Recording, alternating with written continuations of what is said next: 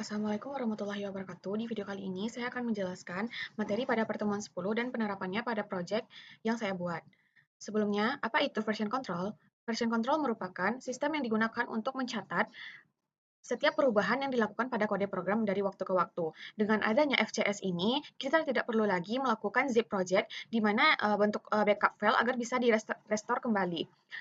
Nah, FCS ini menjadi solusi jika kita ingin mencapai beberapa hal seperti melihat riwayat perubahan, memiliki backup untuk proyek, lalu kembali ke versi sebelumnya, terus bekerja secara kolaboratif dengan tim, dan ada beberapa jenis version control, yaitu ada tiga. Yang pertama yaitu ada local version control site, di mana itu merupakan database perubahannya ada di komputer lokal masing-masing developer tanpa ada remote server. Terus ada Centralizer Version Control System atau CVCS, itu merupakan database perubahan terpusat di satu server tunggal, sehingga saat developer melakukan perubahan, kemudian diunggah push atau ke repository pusat atau remote server, bisa saja ini mempengaruhi pekerjaan yang lain. Nah, yang terakhir itu ada Distribute Version Control System atau DVCSS, di mana pada jenis yang ini, developer memiliki database perubahan lokal yang memungkinkan mereka memodifikasi secara independen. Perubahan ini kemudian diunggah atau di-push ke repository pusat atau remote server sehingga anggota tim lain mengaksesnya dan menerapkannya sesuai dengan kebutuhan. Nah, selanjutnya saya akan menjelaskan apa itu Git. Git merupakan version control lokal yang dikembangkan oleh Linux. Dan ada beberapa perintah umum dalam Git. Yang pertama yaitu ada git init, membuat repository Git di folder lokal. Lalu ada git add dot, itu menambahkan semua file yang berubah ke standing area. Selanjutnya itu ada git add home.php, itu menambahkan file dengan nama home.php ini bisa disesuaikan dengan nama file yang akan ditambah. Bisa git add bakery PHP misalnya gitu, itu bisa saja dilakukan.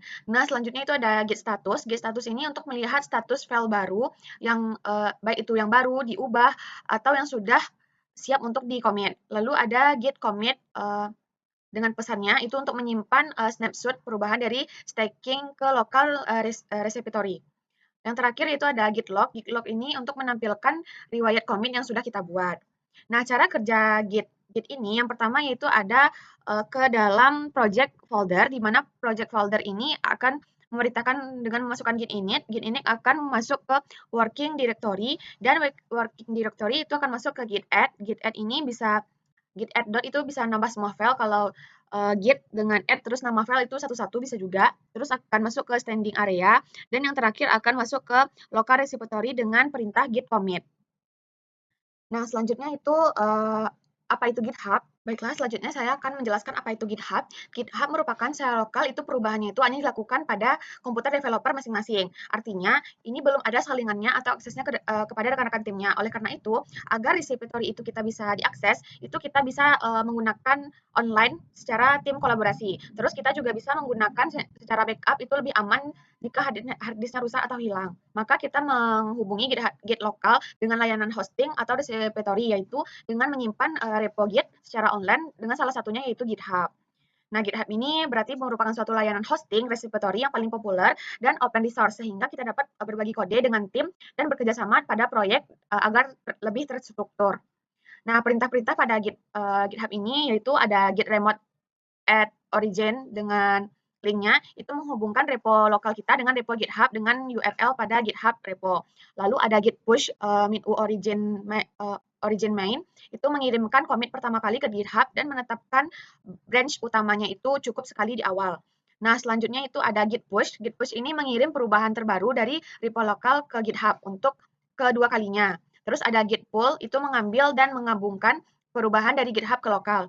Dan selanjutnya yang terakhir itu ada git clone URL, ini mengunduh seluruh isi repo GitHub ke komputer lokal. Dengan adanya ini, maka ada penambahan remote repository pada workflow menggunakan Git yang berupa yang tadinya Git itu sampai local repository, itu kalau di GitHub sampai ke remote repository yang bisa dilakukan secara online.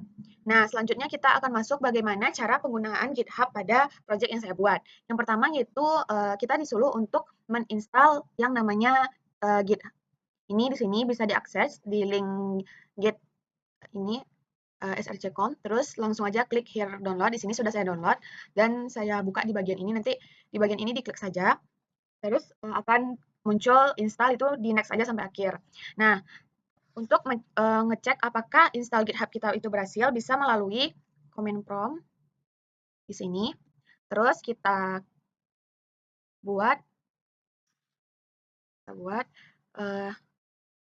git version.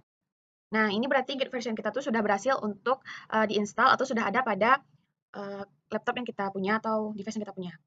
Nah, selanjutnya itu kita download ini, lalu kita buka pada terminal project kita, itu kita masuk dulu ke project kita. Nah, buka terminalnya, lalu ketik pada terminal yaitu git version. Nah, maka di sini dia akan muncul git versionnya itu berapa yang kita unduh tadi. Nah, di sini berarti download git itu sudah berhasil. Nah, selanjutnya kita masuk ke git init. Git init ini berarti kita masuk ke directory project, lalu inisialisasi git untuk menjalankan perintahnya. Selanjutnya, pada git init version ini, maka akan muncul pada folder kita itu, ini pada sedap. Nah, ada git di bagian foldernya. Selanjutnya itu ada kita masuk ke git status. Ini git status ini berarti kita melihat file-file yang akan dimasukkan ke git sebelumnya. Di sini tuh merah karena uncracked file itu masih filenya gitnya belum mengenali filenya, makanya di sini masih merah. Nah, selanjutnya kita git add. Git add ini berarti setelah kita mengetahui file tadi yang diungkraketkan pada working directory, terus kita akan memasukkannya ke file standing area. Kita menggunakan git add ini, git add, git status, terus ini masih git status, git add itu. Nah, ini git add. Maka akan muncul pesan seperti ini. Ini berarti file yang kita masukkan itu sudah pada working directory yang akan masuk ke staging area. Nah, dot ini berarti semua file yang ada pada working directory itu akan dimasukkan. Nah, kalau misalnya kita mau satu-satu file gitu, kita bisa menggunakan git add, terus misalnya kita ingin menambahkan member JSON, terus langsung aja buat ini, berarti filenya yang ditambahkan cukup file member JSON. Kalau ingin semuanya itu git add titik. Nah, kita juga bisa menghapus filenya dengan nama git reset. Nanti hapus saja misalnya itu semua file, kalau misalnya satu-satu file git reset misalnya apa itu filenya yang mau dihapus, misalnya member JSON gitu. Selanjutnya kita membuat git commit. Git commit ini itu setelah kita masukkan semua file tadi ke staging area, itu kita menyimpan snapshot-nya perubahannya ke dalam local repository. Dengan prosesnya itu yang ini git commit, terus pesannya apa, ini bebas mau isi pesannya apa. Lalu akan muncul pesan seperti ini. Nah, kita masuk ke get status, di mana get status di sini berisikan kita udah di on branch masternya, di masternya. Terus setelah itu masukkan kita inisialisasi GitHub-nya itu buat repository dulu. Di sini saya sudah membuat repository untuk di sini ada Windy Apps itu yang sedap. Nah, di sini saya sudah membuatnya tadi back Windy Apps. Nah, ini sudah saya buat. Kalau misalnya itu belum dibuat, itu bisa jadi ditambah seperti ini. Ini bisa kita tambah. Nah, di sini new. Nah, di sini buatlah repository name-nya berdasarkan name project yang kita buat, lalu bisa public sama private. Nah, nanti ditekan aja create repository. Di sini karena saya sudah membuatnya, jadi saya tidak membuatnya lagi. Nah, setelah kita buat repository-nya tadi pada GitHub, kita maksud ke terminal lagi, itu kita masukkan git config username-nya tuh berdasarkan email pada GitHub yang sudah kita daftarkan. Di sini saya menggunakan email kampus, windy23 mahasiswa .pcr PCR.acid, lalu dengan username-nya windy0111, ini disesuaikan dengan nama di profil GitHub. Terus saat file sudah berhasil, itu akan muncul pada bagian ini. Di sini sudah ada nanti repository untuk Windy App. Nah, di sini berarti sudah berhasil dan juga ditandai juga nanti dengan muncul bagian kosong halaman ini. Dan nanti setelah itu kita masuk ke bagian deploy ke Vercel-nya. Di sini, ini nanti kita masuk dulu ke deploy for Vercel-nya ini, daftar dulu akunnya berdasarkan akun dengan masuk ke berdasarkan GitHub gitu. Jadi dia bisa menyesuaikan berdasarkan GitHub. Nah, di sini nanti akan muncul import. Di sini bisa langsung aja klik import. Nah, di sini deploy aja langsung.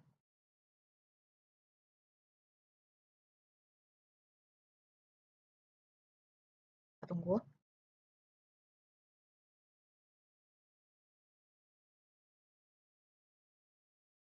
Nah, ini udah berhasil di deploy. Itu bisa continue to dashboard. Nah, di sini bisa langsung diklik saja. Nah, ini sudah bisa tampil nih bagian dari tampilan sedap yang kita buat di Vercel App.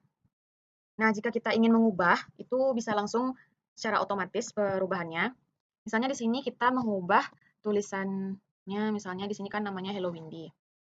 Misalnya kita di sini ingin mengubah namanya menjadi Windy aja. Terus kita buat di sini, kita lakukan CMD. Di sini kan sudah kita lakukan di perubahan. Nah, di sini kita buat git add titik, terus git commit min m, lalu misalnya pesannya adalah teks ubah. Tuh. Ini bisa terserah aja. Lalu di git push, git status dulu. Git status. Nah, udah di git status, terus di git push.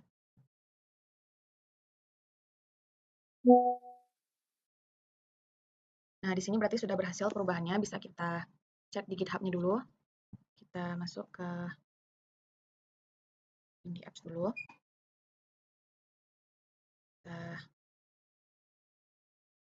Nah, di sini udah ada nih teksnya diubah. Nah, ini bisa kita lihat juga pada Vercel-nya. Tuh, kita refresh.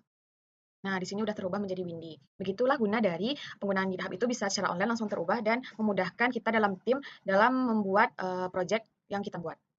Nah, selanjutnya itu kita disuruh juga untuk membuat penerapannya pada project bakery.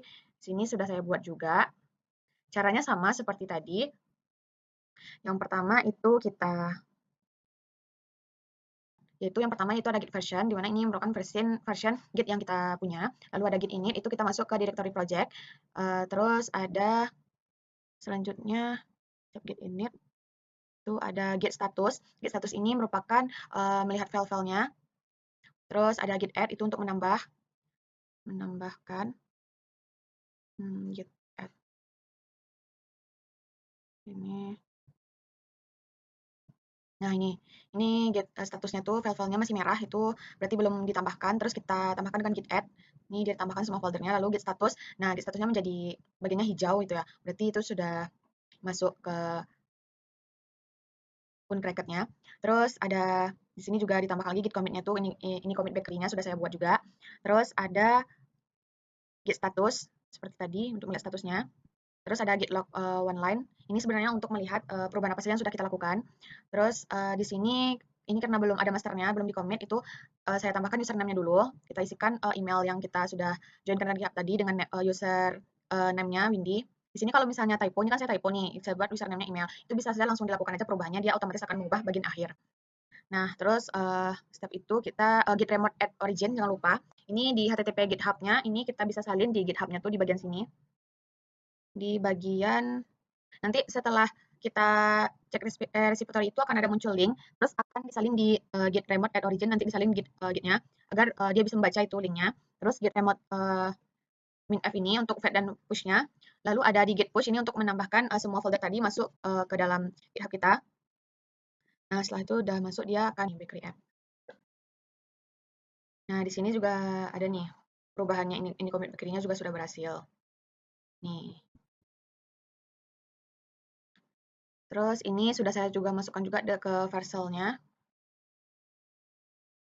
Ini nih Vercel bakery, diimport aja. Lalu di deploy.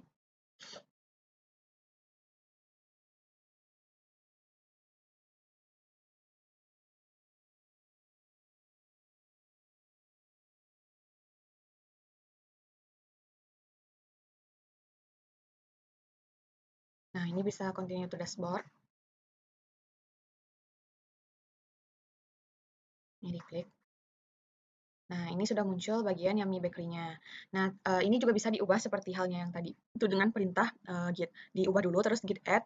Lalu git add ini sudah saya coba aja saja. Nah, di sini saya akan mengubah Yummy tulisan ini. Lalu di sini buat git add titik, terus ubah git commit ubah jadi sebentar yummy. Nah, terus di git status, terus git push.